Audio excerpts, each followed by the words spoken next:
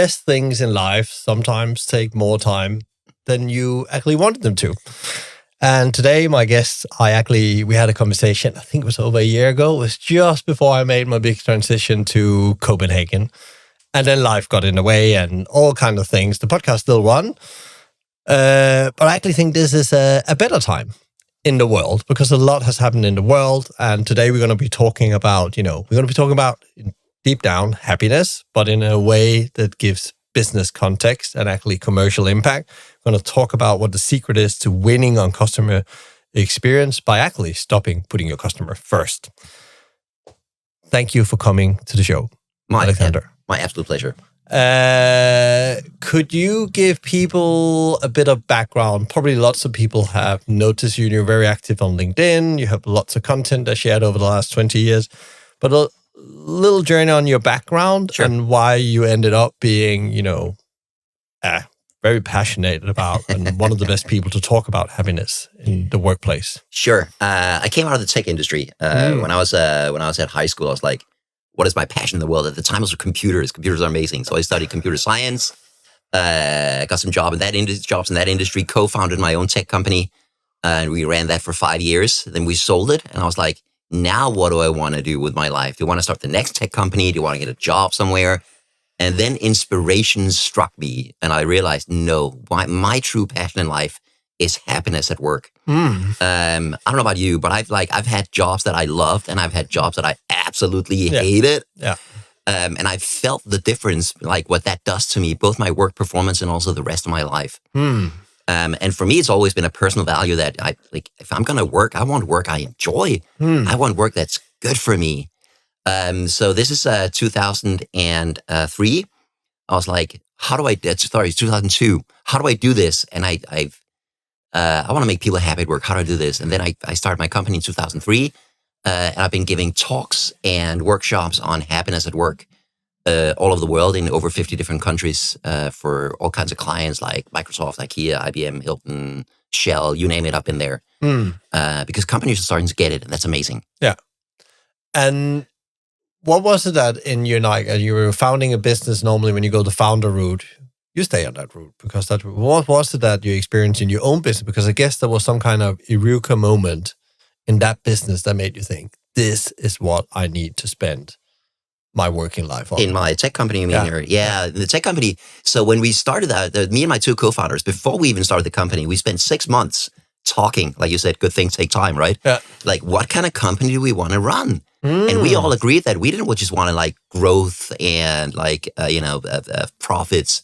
We wanted more than anything else. We wanted a workplace that was good for us, where we could enjoy our work, where we could develop and grow professionally, where we could have fun with the people we work with.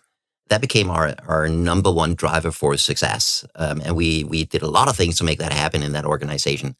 And it's quite interesting. Number of founders that's been on the show talks about that, or either early from the get-go and actually very early into it, finding out if we're going to keep on loving this, we better make it a place we want to be ourselves. I could not agree more. I mean, it must be the saddest thing in the world to start your own company and then end up creating a culture where you hate to work and everybody you hires hate to work there. And that is where some startups end up. When they have founders who are 100% growth and profits motivated. That is not a good place to be. Yeah, often we talk about here on the show, we found the 7 tenets, one of them is called graceful growth. And it's not about not growth. It's actually about growth to actually balance everything out. The people, the customer, the planet, society. Yeah. And actually, that you actually can grow with it. Yeah. And actually it doesn't become that constrained of unhappiness or damage. Exactly. And my point is that kind of growth is actually sustainable and will lead to more growth in the long run. Yeah. So it's about also longevity kind of thinking. Absolutely. That's what you're saying. You now spend 20 years arguing that, and I can imagine that's definitely my own experience as well, trying to build great work environments, because if you do that, you will over time have happy customers, and that will give loyalty, and that will be the biggest profit generator you can have in any business and the most scalable model to have. But what what have you've been often, when you talk about this, you often see, I can see some of your contents where you talk about the competitive edge this give. And not a nice to have. Mm-hmm. What have made you so certain? Because what is the evidence? Yeah, because I'm now being the critical operator, business owner saying, well, what is the commercial? Well, how can I measure that? That's all fine. That's theoretical. Yeah. Show me the money. Show me the money. Show me the money. So here's the thing. I like I said, I came out of the tech industry. I have an engineering degree, right? Yeah. So I care about the facts. I care about the numbers. Show me the money. And there is a bunch of research on this. And this research sort of divided into two camps. So one camp is, what is the effect on individual performance when people feel good, when people like their jobs? And we know from a ton of research that people who feel good at work today are more productive, they're more innovative, they are more creative, they are more likely to work well with others, they're more likely to help other coworkers who need it. They are more optimistic and engaged in the company, in the company's future. So on so many different metrics, individual performance is better when people feel good about the work they do. On the other hand, if people feel stressed and frustrated at work, you get the opposite effect. You get people who hunker down and just focus on their own work. They refuse to help anybody else. They refuse to do anything new and interesting because that might get them fired. Yeah. On top of that, on an individual performance level, we know that people who are happy at work stay with the company longer. I mean, this is not exactly rocket science, right? If you like your job, you're more likely to stay. You probably won't stay forever, but you'll stay longer. On the other hand, if people hate their jobs, they're out of there the first chance they get. And finally, one last individual success metric is absenteeism, where we know that if people are happy at work, they get sick way less often. They call in sick way less often. I've worked with unhappy organizations where their absenteeism rate was 10 to 15%.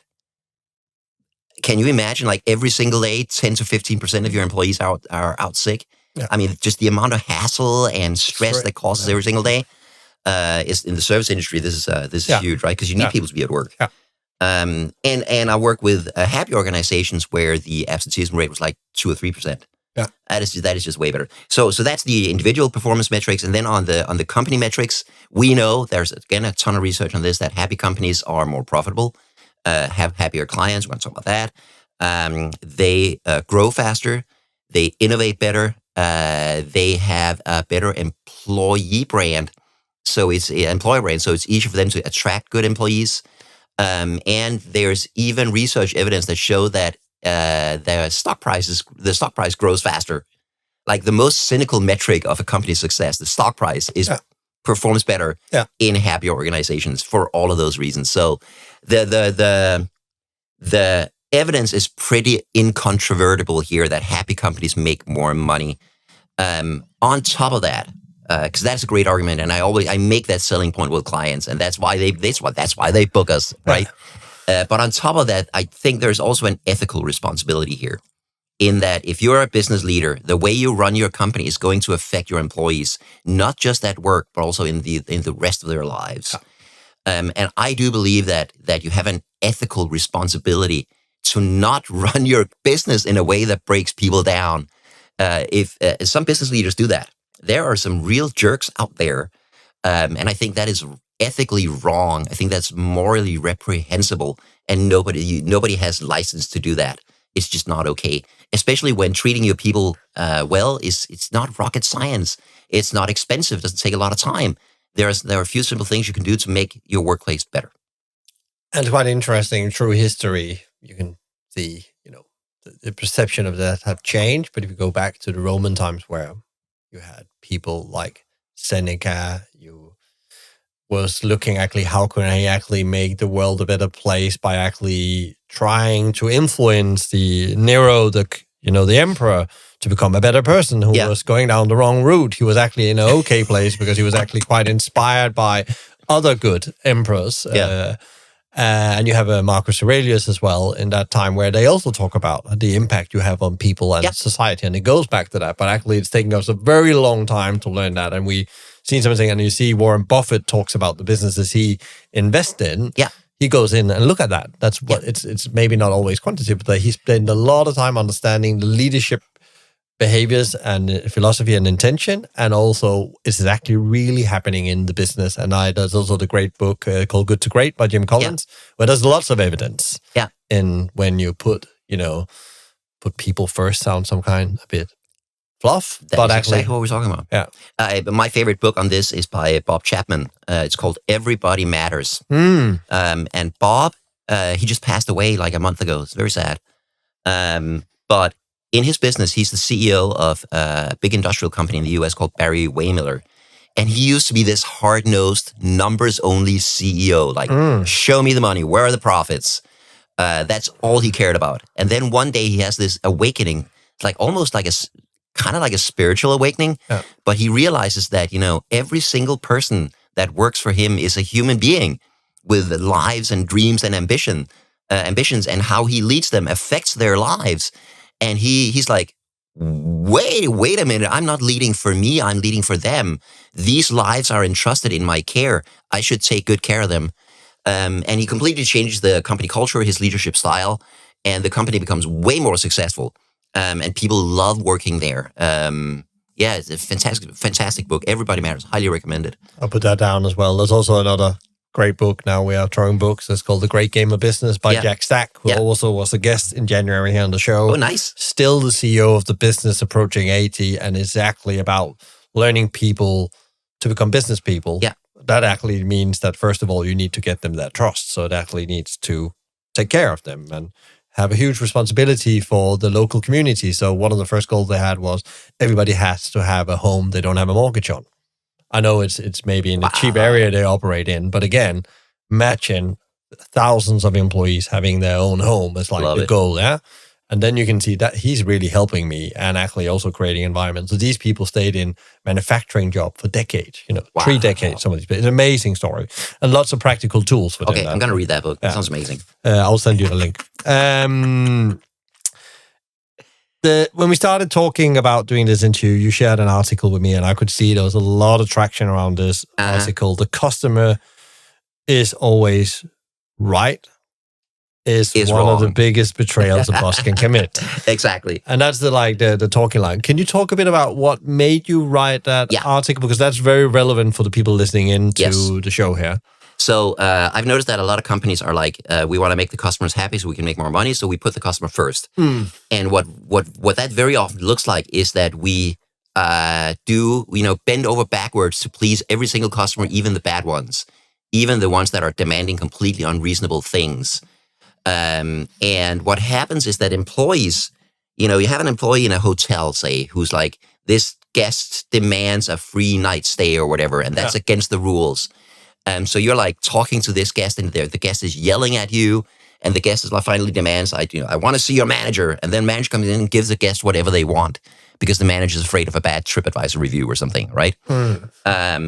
Employees see this as an actual betrayal. They were there trying to do their jobs. They were getting yelled at, and instead of defending the employee, the manager just goes in and gives the unruly customer whatever they want. There are like a million stories like this.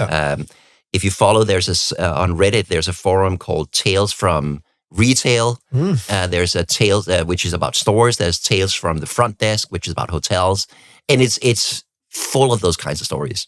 And the emotional, the sense of betrayal that employees experience whenever they try to enforce the rules, and then the manager just gives these terrible customers whatever they want. I think that was like the main starting point for this article, because there's some stupid things being done in the name of the customer is always right, because the customer is not always right. There are people out there actively exploiting this attitude to demand and get like completely obscene things.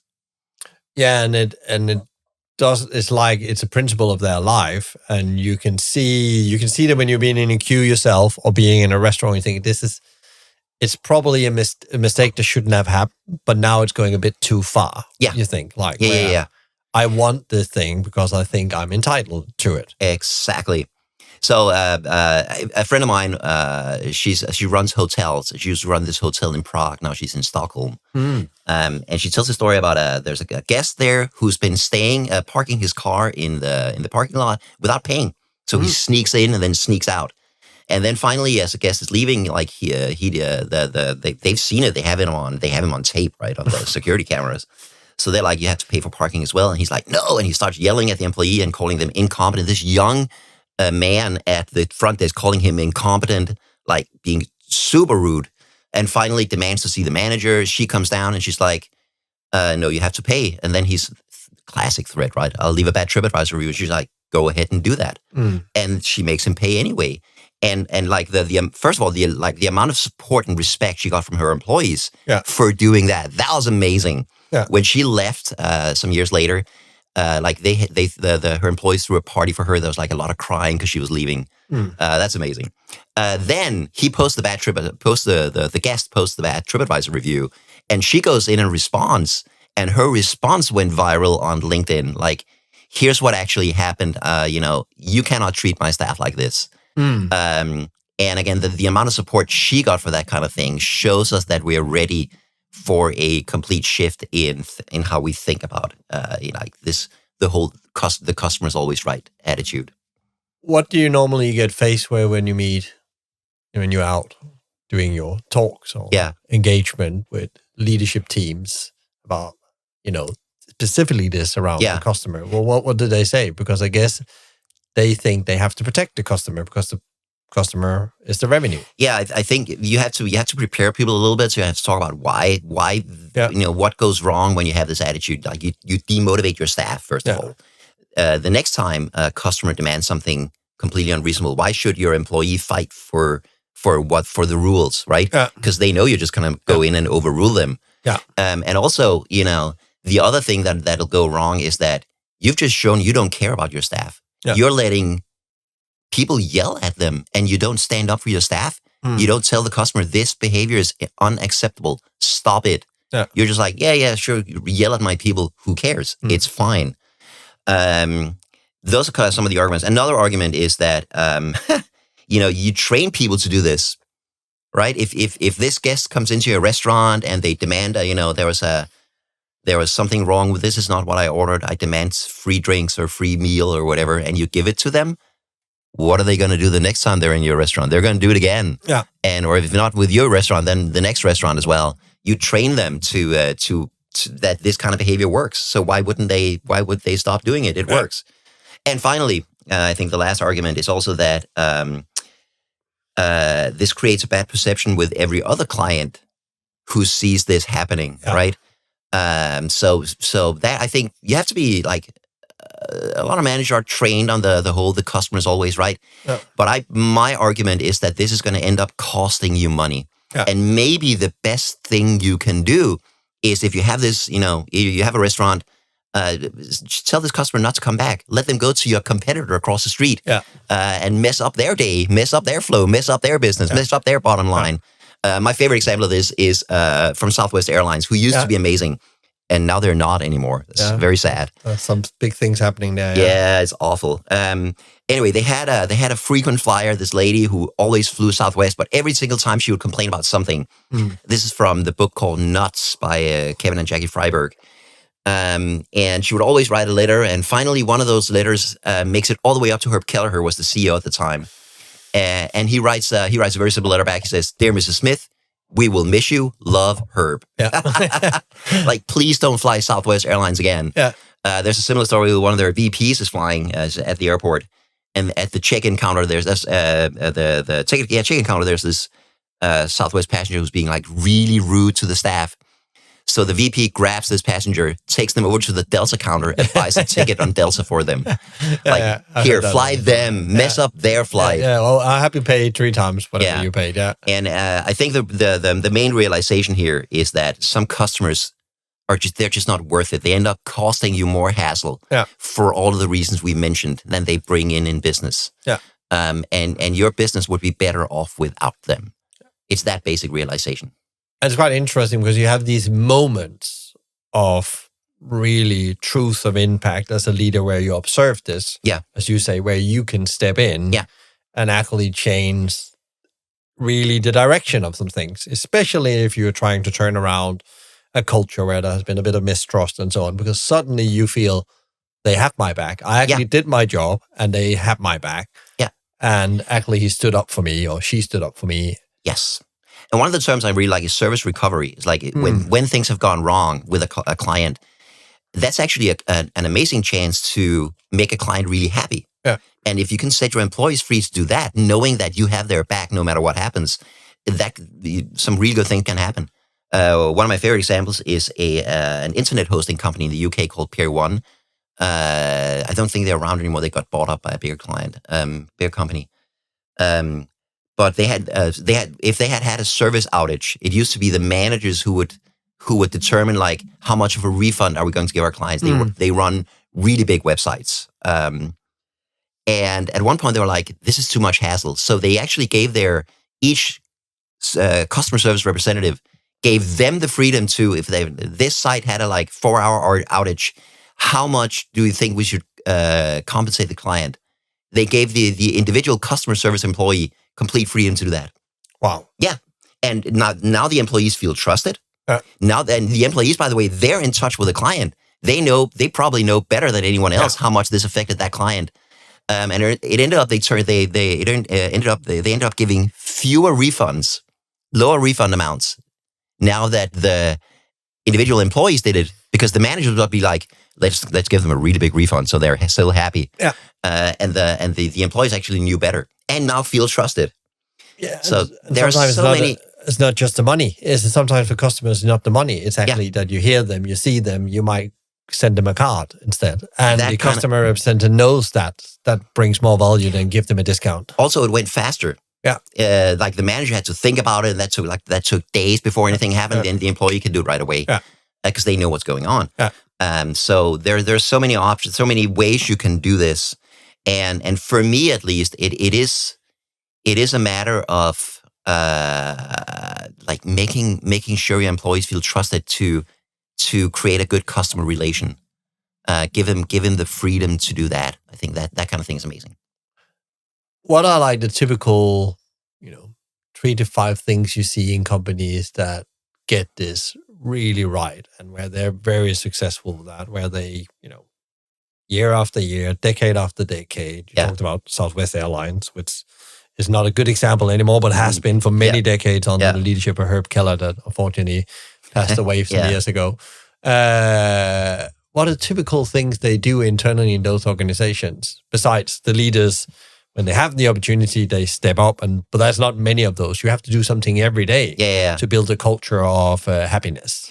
I think some of the main principles are, first of all, that you put the employees first. And for instance, Southwest Airlines were very strategic about this. And there's a fantastic talk with their former president, Colleen Barrett, where she very explicitly says number one strategic priority, the employees. Number 2, the customers. Number 3, the bottom line. Yeah. So I think it has to come from that place.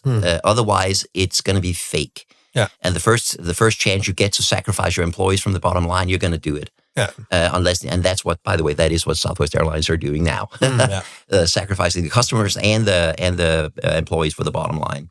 So I think it starts from there. Another thing that you can do on a very regular basis is you can train employees for this. They need to know what does good customer service look like. I think one of my favorite examples is Zappos, and the way they train their customer reps is fantastic. They're incredibly intentional about their culture. At Zappos, they have a very well-defined, here's the kind of culture we want. And when you get a job at Zappos, the first month is your introductory training, and 50% of that is culture.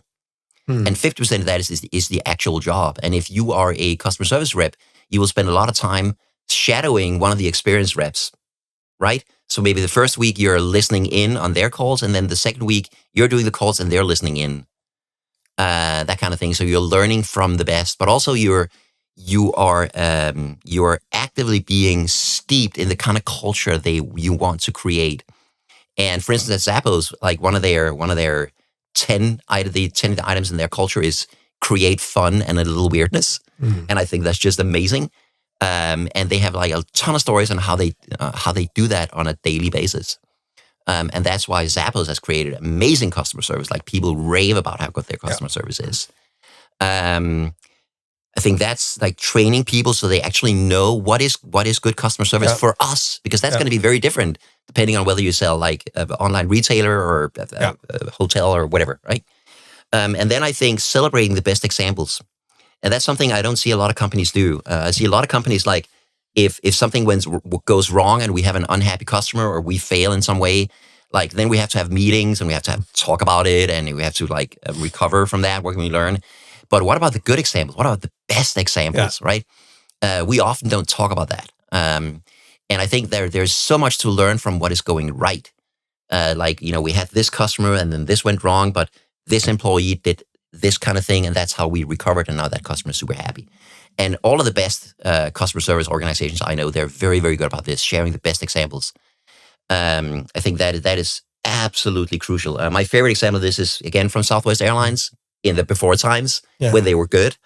There's Gary Kelly, their CEO at the time, was giving a talk at the annual shareholders assembly. Mm-hmm. And part of his talk is this, he tells this story about a flight. And he wants to celebrate the flight attendants on this flight. It turns out there was a lady on the flight. It's a beautiful video. I'll find your link and send it to you. You can share it. But there was this flight. They see one of the passengers looks really upset.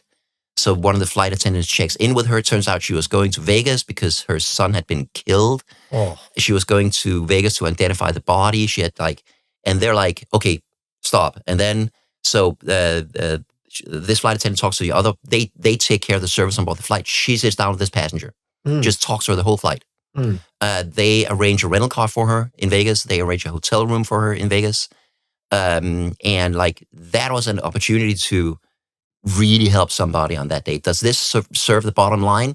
Not in the moment, no. But at the General Shareholders Assembly, in order to show to the organization and to the shareholders, this is the kind of culture we want at Southwest Airlines. Gary Kelly's up there sharing this. I'm getting goosebumps now. This is amazing. That is absolutely crucial, sharing those good stories. And then I think the final thing that I see these organizations do is give your employees some freedom. Instead of having strict manuals for how to do this or how to do that, or here's in this situation, these are the rules and regulations, here's how much of a refund you're allowed to give, and if it's more than that, you have to talk to your manager or whatever. Trust your employees. You hired these people for a reason. Some good example of that is Nordstrom's. Nordstrom's employee handbook used to be like rule number 1. In all situations, you use your good judgment. There is no rule number 2. I think that kind of thing is great. There's a bank in Denmark that is usually regularly voted best workplace in Denmark called Middelfartsparkasse, the Middelfart Bank. Yes, there is a town in Denmark called Middelfart. We apologize. And one of the things they did with all their their customer advisors is that they gave them so much freedom and autonomy. So, for instance, there is no upper limit on what size loan you can approve. If you believe this customer should have this loan, you can approve it.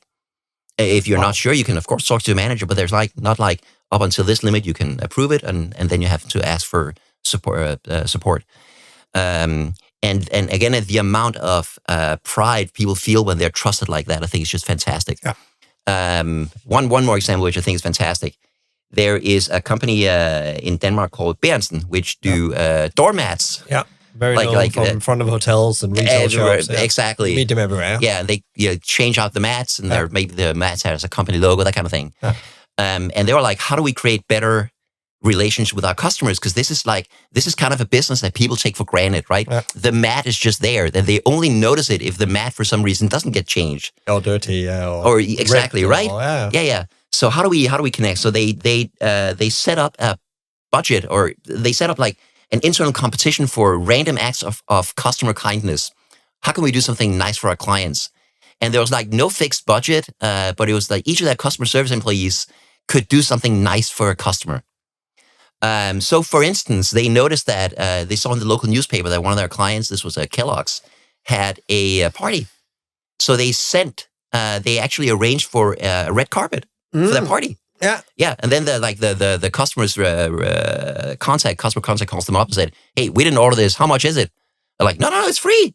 We just wanted to do something nice for you." Yeah, And then, of course, the next week, Kellogg sends them like a pallet of breakfast products. Yeah, and then it's like it's the hand that keeps on giving you, because it's those moments of you would never could define and write in your customer service handbook. Exactly. They set their employees free to make this kind of thing up, and then they shared the best examples internally, so they know here's what's working. Zappos very much does the same thing, where there's no fixed manual, there's no very basic thing at Zappos for the people on the phone. There's no script. There's no thank you for calling Zappos. My name is. How can I help you today? When you call the insurance company, exactly. They greet them however. Put yourself in. Be yourself. Right. Create fun and a little weirdness. Yeah. I think that's amazing. And that freedom is going to create way more satisfying customer interactions for both the employee and for the customer than having strict service manuals and rules and regulations that everybody needs to follow. I can also remember, just give you a service business as well, kind of a Home Depot in the US they recruited specific truck drivers to deliver everything that came out of. So they are like a hardware shop for professionals and DIY people. And they hired a specific driver that has specific qualities and characters, more like hospitality people almost, to go and deliver that. Because they could see when they did that, customer bought more from them. There you go. And they had, actually, as you said, they had the freedom when we were standing out there. And then they trained them in simple things around DIY. If they could see there was an issue, they helped the customer. One of them helped the customer put up the post box again. It was lying on the ground. After he's left it off, he had some tools and he fixed that and he screwed it together. And the customer came out, just a little note on, we just did this for you because I had 10 minutes. Yeah. And it's like, wow. Yeah. And Home Depot was also one of the good to great companies that thrived over 3 decades. And that's the other thing. That's maybe a thing you as a company can stop doing is because companies usually measure customer-facing employees on time and efficiency, right? So if you have a call center, it's how many calls can this person handle? And that leads to a very specific set of behaviors. I need to get rid of this customer, get them off the phone as quickly as possible. Did I help them? Who cares? They may call again, but then they won't get me. They'll get somebody else. And in many drivers, like you're saying, might be rated on how many deliveries do you handle today. How many drops today, Exactly. And you have a very strict schedule. And the day starts and you're already 10 minutes behind, right? So, and that again, that's going to create a very specific set of behaviors. So setting people free and saying, well, maybe we're not going to focus so much on your efficiency. We're going to focus on how happy is the client. And that is what specifically, again, Zappos, what they do. There is no, they do not measure employees on how many calls they handle. After each call or each chat or whatever, the customer will get a very brief survey. And the survey question is, do you feel like the Zappos representative you talked to today genuinely cared about your reason for calling? Yes or no? Boom. Yeah. That is the kind of atmosphere they cultivate, and that creates not just happy customers, but customers who rave about how good the service is. I was there. I've been to the Zappos headquarters 5 times in Vegas. And I felt it myself. You walk into this office it's a call center like anybody, like any other call center, but people are genuinely happy to be there. They're having a good day. My favorite thing, I talked to one of their employees was, who had there was a customer had called in, and then it turned out they were fans of the same football team.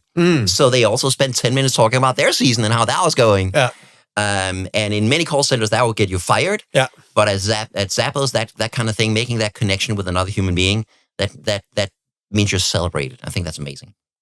It just takes my thinking to, in a world where everybody talks about AI and automation and so on, having an organization and a team that's able to create these moments going to be actually the competitive edge, because that's one of the few things you can control. Your culture and how you behave as an organization, and the technology you choose. That's what's in your control. Exactly. And for me at least, I mean, the LLMs they can do some amazing things, but they cannot connect with you as a human.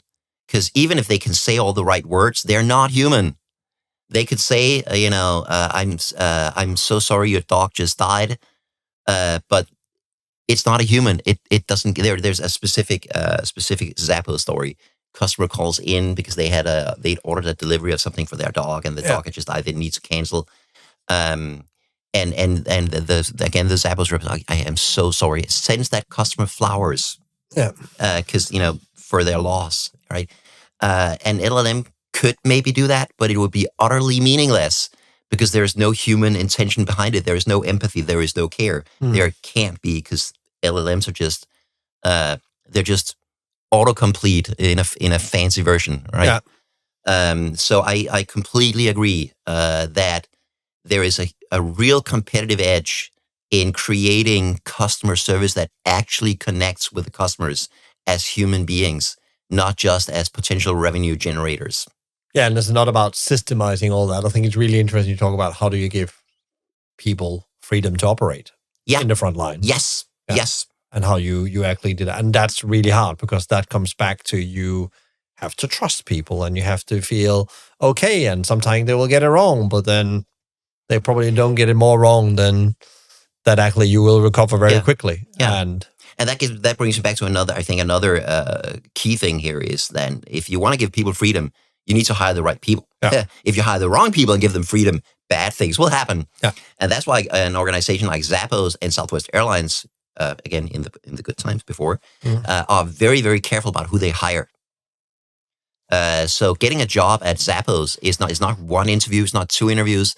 It could be 4 or 5 interviews, because they want to make sure that you are the right person for this culture. And even when they were growing really rapidly and they needed employees fast, they would never compromise on hiring. No. Like, we're not sure about this person, but this team really needs more staff. Let's hire them anyway. Never ever. Yeah. Because if you get that wrong, it creates so much more hassle than it solves. So you have to be super careful about who they hire. And that's also why you've heard the Zappos pay people to quit. Yeah, the $5,000 or whatever it is. I think that's amazing. Yeah. I think they can do that within the first 3 months. Yeah. You can quit your job and then you get an extra month of pay. Yeah, which is unheard in many connections. Yeah. And it's quite interesting also interviewing a lot of leaders, and my whole journey started with the book Good to Great. My old professor Kai Volkmann gave me in Aarhus. He was part of Kjerulf, and he said, so if you can get this right and have the patience actually get the right people on the bus and the wrong off, he said, I really believe that you will create culture. You don't have to work that hard to create the right culture, because the right people are together, but you have to define what it is kind of people you're looking for. And then they will, together with you, create that culture. And then you will find within that. That was really interesting, because we were talking about how do you write an employee handbook and a culture book. He said, actually catching people what's good, doing good for the business. Sharing good stories. Good stories. Yeah. And that's the right behavior. These are the behavior you want to see more of. Yeah. For example, you solve the customer's problem as your best capabilities are in the moment. That could be a behavior. Or I saw somebody in a restaurant, and we worked on this culture book. And one of the things they came back with, they didn't want any dickheads in their business. And that's both employees and customers. Yeah. And they live by that. Yeah. I saw them, this small family business, if customers didn't behave, as we talked about before, they will put outside the door. Go and spend your money up there, and we will actually pay for your bill. Here's what you have had here, and then here's some extra money to go and eat somewhere else. Yeah. And everybody talks about that in a little town in England, where this family have a 25-seat restaurant. You think every customer would be important in a little community. It's not, he said. And he's very clear. And people get this culture book before they come to the first interview, and then they call them and say, have you read the book? And the people will almost say yes. Okay, if there's something in here you don't like, you don't have to come to the interview. Yeah. It's okay. Yeah. And then they are asked about questions about that behavior. And then they meet one owner, they meet another family member, and then in the end, they meet a normal employee. I love that. And the employee is actually the one that has the final vote. That's the president vote, yeah? If they don't want to work together with that person, they don't join the team. I love that. Yeah. You have to be super careful who you hire, especially if you give people freedom. Yeah. Yeah. And that whole catch people doing it right and tell them and like shout it to the rooftop so everybody hears it, that is so powerful. And so few organizations do that well. I meet a lot of leaders, especially in hospitality, that really want to create a great workplace, and then they come into the job and they get started, they have all these plans, and then it becomes impossible to implement, happiness or arbejdsglæde, as we call it in Denmark. Yeah. What would you be, all the experience you have, all the things you've seen, what would be a good place to start to, let's say we're not doing so well. We need to change the corner. The culture is not right, but we need to get an activity we can do again and again, often, to change the culture. Yeah. What would be a good advice to get started the best advice would clearly be to hire one of us. That just goes without saying, right? So if you want to start, a good place, talk to people. Yeah. There's no substitute for actually connecting with your people. Yeah. And what I would say is, rather than, you could sit down with your employees individually or in small groups, and you could ask them, so what do you hate about your job? That's the terrible place to start. Yeah. I would much rather say, hey, what do you like about what's working well here? Yeah. Tell me about a situation in this job where you felt happy, you felt fulfilled, you had a good day at work. What made that a good day at work? Yeah. And use that to figure out what is it that works for these people. Yeah. You could also hey, what's the best job you had previously? What was great about that job? And I think why that is such a great question is that it goes to the heart of what makes people happy at work. Especially if you ask about specific situation. Hey, tell me about a specific situation at work where you had a really good time. Yeah. Because otherwise, if you just ask people, hey, what would make you happy at work? You get a lot of the standard answers. Yeah. A raise, or maybe it's we want free fruit, or we want better coffee, or. Yeah. And, salaries need to be fair, obviously. Yeah. But salaries don't make us happy at work. They just, they make it possible to go to work. Yeah. Salary doesn't make you happy. I think that's a good place to start. And then also ask, hey, what is one or two things in your job currently that make it less fun to go to work? And if you can fix a major annoyance for people, that's amazing, because it shows them that, we have problems. Every workplace has problems. No workplace is perfect, but we can solve our problems. Yeah. I did a workshop for a client in Copenhagen, and they're like, we do this exercise. What's something that makes you unhappy at work? And then they're like, hey, the printer on our floor doesn't work, and it hadn't worked for 3 months. That's a fairly easy fix, right? Call the company, get the printer fixed. Yeah. Buy a new one. But it was a daily annoyance for these people, right? But it's not so much the printer. It's more like, we've been trying to get this printer fixed and nobody's doing anything about it. That's the problem, right? Somebody told me, I forget who said this, but somebody said, people are happy to walk an extra mile for the company, but not if they have a stone in their shoes. Nope. So that, I think that's a good place to start. Talk to people what do you like about a job, and what is one or two things that are making this job less fun. That's a great place to start. And then do something. And you don't need to transform the entire culture in one day, but do something so people can see that you're acting and listening and acting on it. And then once we start doing things, then we can share those stories, this team had this problem and we fixed it, and here's what happened. Yeah. Or this team are doing something awesome. We would like you all to hear about it, so maybe you can do the same thing too. Yeah. And giving people freedom. What if you could recruit your staff so that they could do nice things, not just for the customers, but also for other teams, for other employees. We worked with one of the IKEA warehouses outside of Copenhagen, and they had a little happiness relay.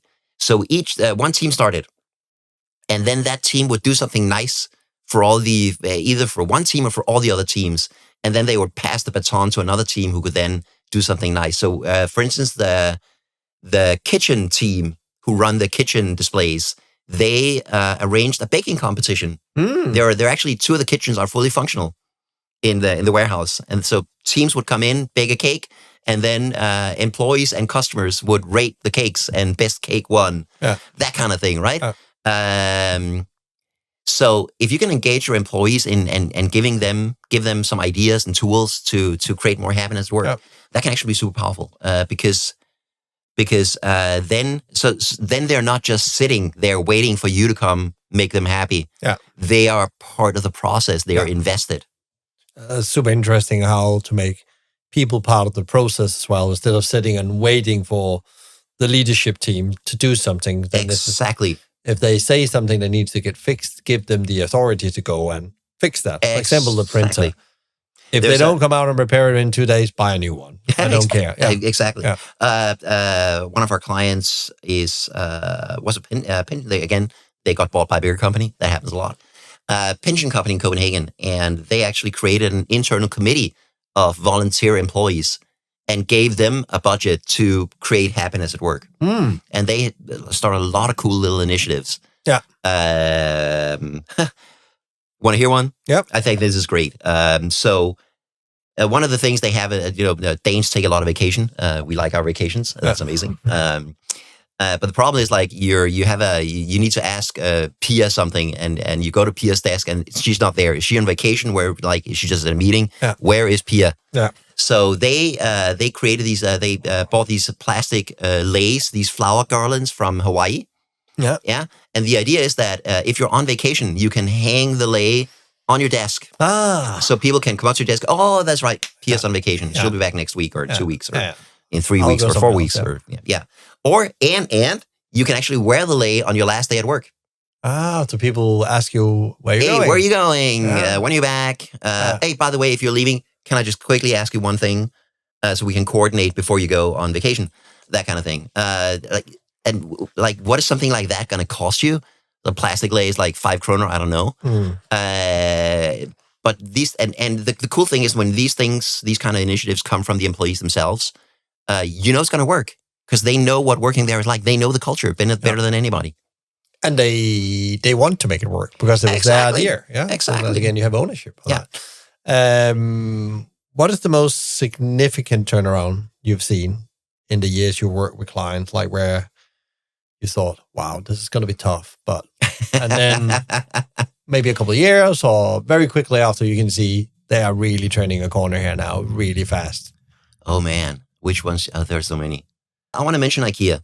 And this IKEA warehouse we work with, and it's not like it was bad or anything, but the reason they contacted us was that they could see that customer satisfaction scores were dropping. Oh, yeah. And they on their own, before they even talked to us, realized that the way to make the customers happy is to make the employees happy. We want to create like peak customer experiences, and the way to do that is by creating peak employee experiences. Yeah. And then they reach out to us, and it was a fairly significant project. We started with a kickoff session for all 450 employees. Then we do individual workshops in each department.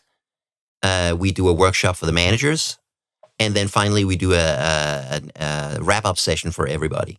And it absolutely worked. Some of the things that came out of it were amazing. The energy that came out of it, the business results, the customer satisfaction scores went up, employee satisfaction scores went up, employee retention went up, employee absenteeism went down.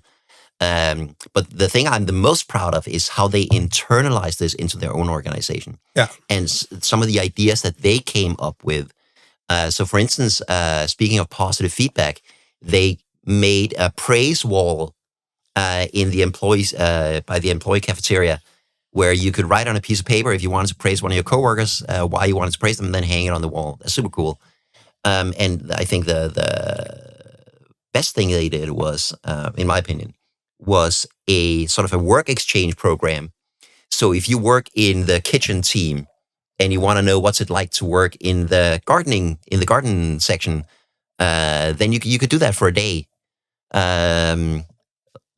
Go work with that team, and somebody from interior decoration worked in HR for a day, and that creates that internal understanding. You form relationships with people in other teams. Yeah. You see what their jobs are like. You get a better understanding of what else is going on in the warehouse. That kind of thing is super cool. We did not tell them to do that. We were like, that was their idea. That's amazing. Yeah. I think these are very good, practical, very low cost initiative many businesses could do for it. I think the thing you said before as well, Alexander, was like, start talking together, because like, good relationship starts with regular communication, and sometimes it's difficult to talk, especially when you come in as a boss and you have to, but you can ask many things. What are you passionate about? how was your weekend? And you feel maybe it's a bit, why should I go around talking about that? And then suddenly you start talking about something, oh, they're going to show you, what was really frustrating today is these boxes are just 1 centimeter too big, and it makes it impossible for me to fill the car. Yeah. Okay. Well, then you go back and think, how can we change those boxes? Then you change the boxes. At some point, they might cost you some money, but you figure out suddenly you make the life easier for your drivers doing that. Or it could be that the dishwasher always breaks down 3 times a week. Yeah. Okay, well, maybe Let's fix it. Let's fix it, yeah. And then you make work, yeah? Yeah. And then you get that baseline of creating happiness. And then you get the employees on board as well, doing these initiatives. And I think the praise wall, everybody should have that. It's so simple. Costs no money. It's back to Ken Blanchard's philosophy in the 1 Minute Manager about it starts with catching people in doing something good. Give them clear direction where they're going. Catch them doing something good. When you figure out that you need to redirect them, you become very specific about what you want to redirect. And then thereby they start to be able to manage themselves and have more freedom to do the things you want to do. And also, just again, listening to people is super important. And if you don't have all your staff in one location, you can use online tools for this. Yeah. I'll just mention very quickly that I created one. It's called Heart Count. Heart as in the muscle, not hard as in difficult. Yeah. It's a tool for measuring happiness at work and gathering employee feedback and creating more positive feedback. So I hate the annual job satisfaction surveys, right? Yeah. 75 questions, none of them are relevant. It takes forever to fill out. And then you don't see the results until 3 months later. And there's too much to action on. So nobody does anything. It's like, So in Heart Count, it's 3 questions once a week. Yeah. Every Friday, everybody gets an email or a Slack message or whatever. And you fill it out like 3 questions, click, click, click, boom, you're done. Yeah. And then your team has immediate data on how this team is doing. And HR and management has immediate data on how the whole organization and each team are doing. That's great. You can also, as part of that, once a week, you can also give feedback, and you can do that with your name on it or anonymously. So you can be like, my workload is crazy. This is killing me. I have way too much work to do, or whatever. Right? The dishwasher broke down again 3 times this week. I hate it. Yeah. And you can give positive feedback to your coworkers as part of this. And the whole, what's so great about this is that employees see the company's listening and they're acting. Yeah. So somebody if this is like a criticism or a problem with your name on it, somebody from HR, somebody from management can reach out and say, oh, you have this problem. How can we help? Yeah. And you can solve this problem before the person quits and goes to work for your competition. That kind of a system, there are many like them. But ours is clearly the best. I mean, it's like a red flag system. You need for actually understanding sometimes where to act and what to do, because then it becomes very visible. And often with unhappiness, it's not very visible, and you actually do.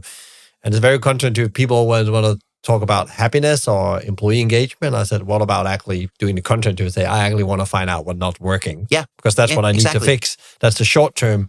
Engagement it impacts, and actually if you're on top of that all the time, like with your customers, it flows. And the important thing is that if you ask for feedback, you have now engaged in a contract that says that you're going to do something about it. And it's not like you can fix every problem. No. Sometimes the action is, yes, I recognize this is a problem, we can't fix it, here's why.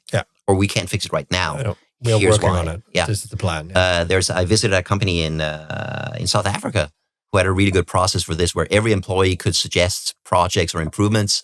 Employees could their coworkers could vote on which processes they felt, yes, we should definitely do this.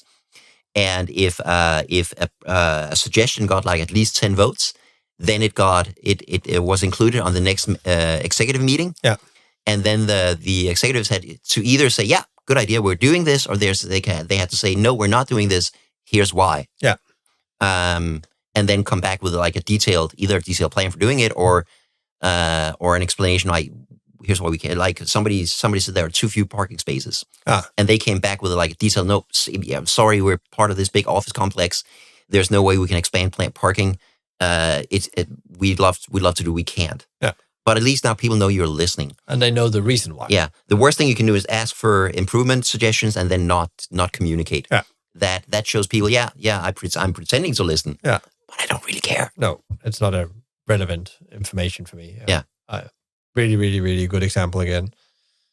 There's so much we can dive into, but time is always short. Mm-hmm. So some of the last questions. What is the one question you wished I've asked you? Yeah. What would it be, and what would you answer? I mean, obviously, like, Alex, how did you get so good looking and modest? No, I'm kidding. I think we covered a lot of ground. I think so. One question could be like, why is it like where how do I as a manager get into this? Yeah. And like we talked about Bob Chapman and his book Everybody Matters. He had this like spiritual awakening almost, right? Ray Anderson of Interface Carpets had a similar awakening around the environment, where he's like, they make carpets, use a lot of chemicals. And he's like, oh my God, we're messing up the planet. One day people like me are going to be put in prison. So you don't have to have that kind of awakening. You don't have to make this your life's mission. I think as a manager, as a leader, it's the basic realization that if you can make your staff feel good at work, that is going to have so many positive effects. And again, it's not about changing who you are as a person necessarily. It's about some small daily actions that you can do as a leader, and then enjoying all of the knock-on effects that happiness is going to create. So if you can, like, again, catch your employees doing good work and praise them for it, if you can connect with your employees and listen to them on a daily basis, if you can be out there celebrating the best behaviors, highlighting the good work your team does, instead of being the manager who's always, we're 2.8% behind our quarterly goals or whatever, right? If you could be the kind of a manager who is, who gives your staff some freedom instead of being constantly micromanaging them,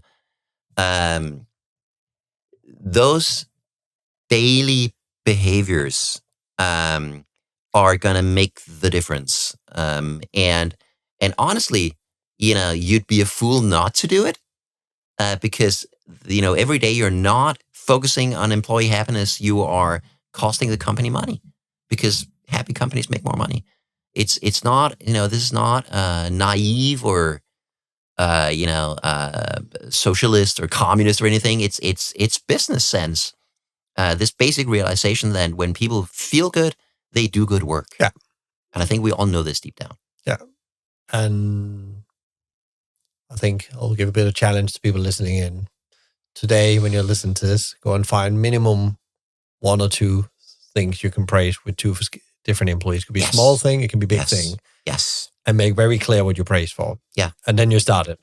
Yeah. And then do that every day. Can I share an example? To the gym, yeah? There's a great example. Jack Mitchell ran a chain of clothing store, very high-end clothing stores in the American Northeast, in New England. And he wrote a couple of books about it. One of his most popular books is called Hug Your Customers. But he also has one called Hug Your Employees. I met him. He's a fantastic guy. Was a fantastic guy. He's sadly passed away.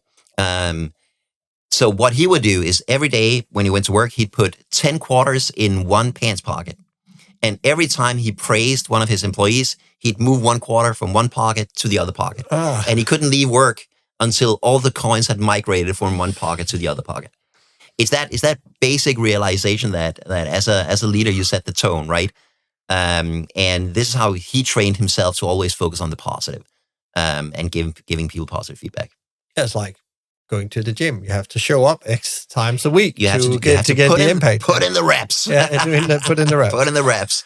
Where can people find you?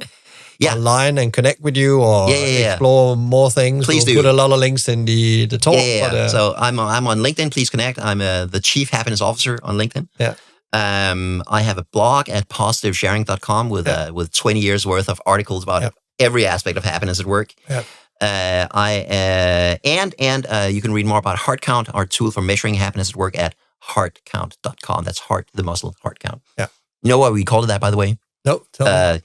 Every organization knows their head count, right? Yeah. And you know where the term you know where the term head count comes from? No, tell me. Cattle. Cattle, wow, okay. If you're a cattle rancher, it's how many heads of cattle do you own? That's your head count. And we use that for people. Yeah. What is your heart count? What is your heart count? Your head count is the people who are there, and your heart count is the people who want to be there. Yeah, and then you're going to see how is the heart beating? Is it beating too fast or exactly absolutely imbalanced? Yeah, exactly. Love it. Thank you so much for coming. My pleasure. Sending you power, energy, and love for the journey ahead and all the inspiration you have. This important job you do. Sometimes I know how it is. It feels like you're up against the windmills, but it is moving, and you can hear more and more leaders around the world becoming aware that this is the only way forward. Everywhere in the world, I see this. Thank you so much. Thank you.